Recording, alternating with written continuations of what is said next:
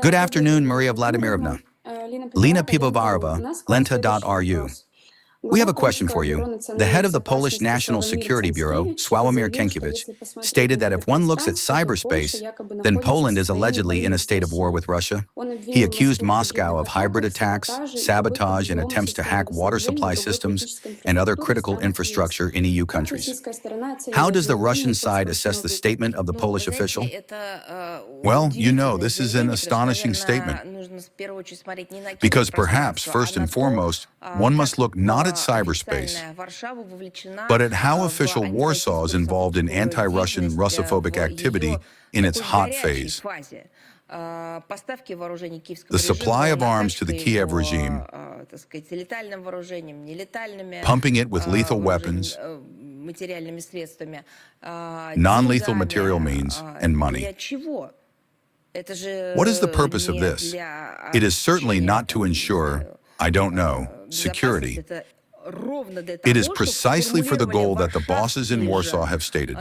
By bosses, I mean those above Warsaw, within the European Union and NATO, to inflict, as they present it, a strategic defeat on Russia.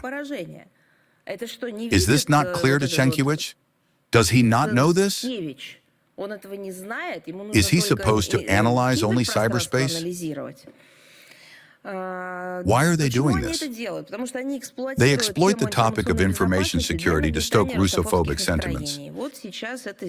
Now, this was done by the head of the National Security Bureau in an interview with the Financial Times. He accused Russia of certain hybrid operations.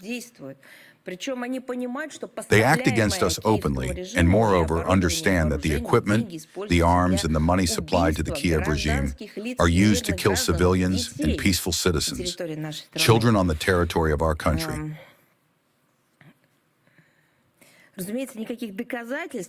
Of course, no evidence was presented for what he said in his interview, as always. Under the pretext of a Russian threat in cyberspace, selfish goals are being pursued. Well, for example, to beg technologically more advanced allies for money and resources for the needs of their own agency, to obtain grants and support. In general, this is a very common practice in modern Europe. We would like to emphasize that through the existing specialized mechanisms, including the UN Contact Points Registry, the Polish authorities have not contacted us in connection with the allegedly occurred attacks. However, regarding our requests on a specific incident sent to Warsaw through this channel, we have not received a response. In other words, the Polish authorities throw around baseless accusations with ease, but when it comes to a substantive conversation, they bury their heads in the sand.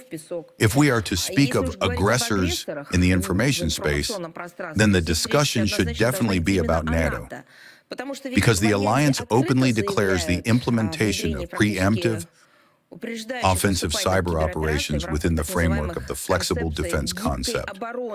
It is no secret that such measures are practiced in corresponding exercises, not to mention all kinds of support for the crimes of Ukrainian hackers against the Russian state and its citizens.